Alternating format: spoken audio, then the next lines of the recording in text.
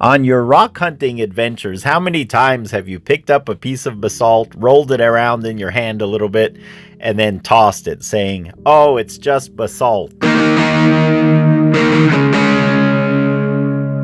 While it is true that most of the time basalt seems to be a dull black or gray rock without too many interesting features up close, this is the same place we were, where Grant just picked up that rock and dropped it.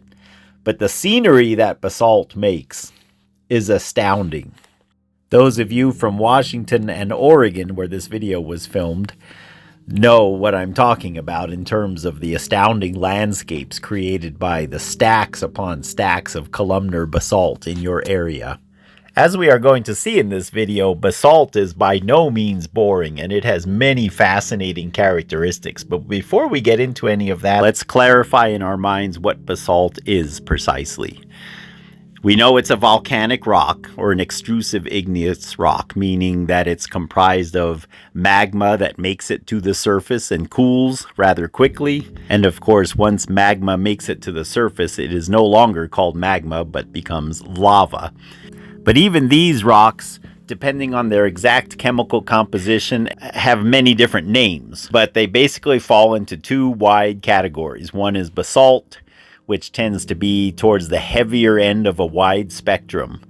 On the one extreme, we have almost metallic black rocks that are quite magnetic and mafic in composition, while at the other end of the spectrum, we have lava that is more felsic in composition, which means silica rich. And the name generally used for these felsic rocks is rhyolite, which tends to be of much lighter color.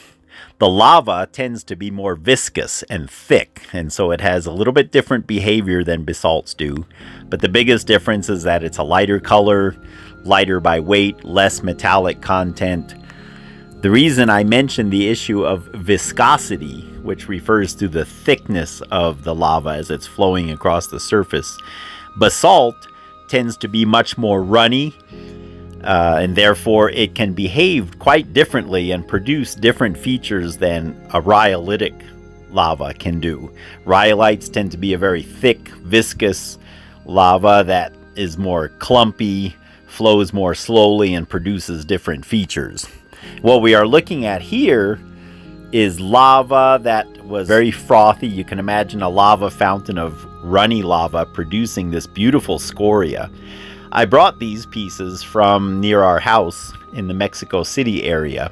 These are quite vivid examples of what happens in a very fluid volcanic eruption, where the lava has a chance to run and flow and be spewed out in different directions from the vent, which would not be possible in a rhyolitic lava, as it would be far too thick to ever really flow and would more likely be an explosive ash eruption rather than such fluid material. A final note about these particular specimens is that the red color is due to oxidation.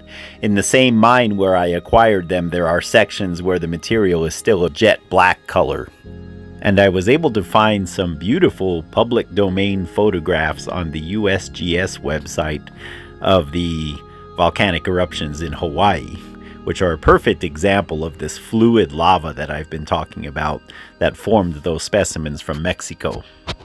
This last photograph of the lava fountain and the extensive lava flow covered with chunks of cooling lava brings to mind another beautiful feature of basalt, and that is when the material contains these pieces that are of a slightly different color, or even sometimes a very different color. And I think some of this is owing to the Bowen's reaction series, where different minerals crystallize out first and therefore change the content of the remaining lava and results in these interesting color variations. The specimens we've been seeing in this part of the video are ventifacts that were collected in the Mojave Desert of California.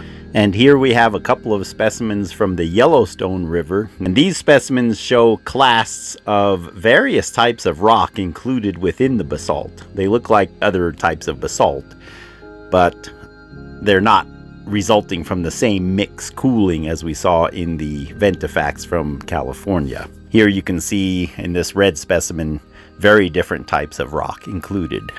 And hailing from the Cook City area near the northeast entrance to Yellowstone Park, we have these specimens of what appear to be a lahar flow, or possibly simply another example of an explosive eruption that resulted in massive lava flows containing shattered rock of other types. Those of you who are more into the geology of that region, I would appreciate knowing in the comments if you have any insights on what these rocks might be. Next up for you guys, I have a clip from a recent video I did on finding Montana agates and their origins in vesicular basalt. Let's listen in. Here I'm trying to show it to you close up. This beautiful example of vesicular basalt with agate-lined vesicles. But in this case, I hope you can appreciate the sparkles inside each of these little geodes. They're actually agate geodes with very small quartz crystals. So I include this excerpt here about the agates to highlight the fact that basalt is often the host of one of our most beloved treasures. This is a piece of similar basalt found in the Yellowstone. Probably came, by the looks of it, it probably came from the same area. The little agates. In this case, they're not quite geodes, but the vesicles are filled with agate. Of course, there are basalts that have very large vesicles. And this is an example of such a basalt. This is from Mexico. This is not from around here, but I wanted to show how rough the inside of these vesicles can be. If you stick your finger in there, you're likely to get cut. And I mention that because if you look at a lot of agates, such as these, some of them are smooth. They're very rarely smooth. It's not like finding a piece of quartz rounded in the river. That's a perfectly smooth rock. Agates are very rarely so. And the reason is because they have remnants of whatever vesicles they formed in. So there'll be these indentations in your agates that reflect whatever it is they formed in. If they formed in the basalt, or if they formed in another cavity, they'll retain the original form of those cavities. These are a few examples of some vesicular basalts filled with agate from the state of Oregon.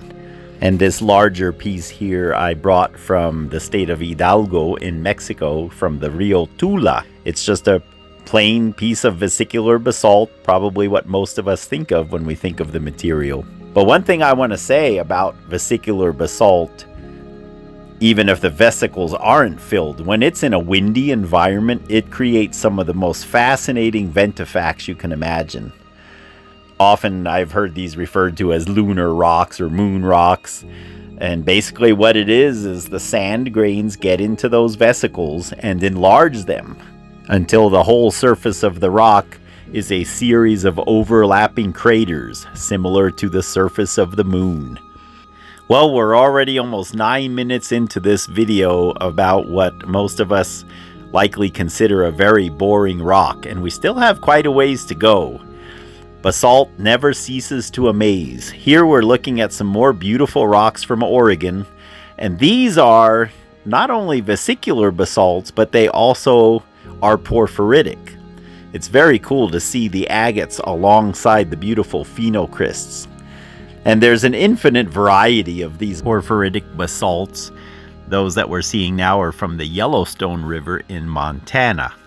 But here I want to show you some special specimens that I got on a trade years ago. I traded a piece of granite from my granite shop for these two rough slabs of what the gentleman called Chinese riding rock, which is just another name for flower stone or basaltic porphyry.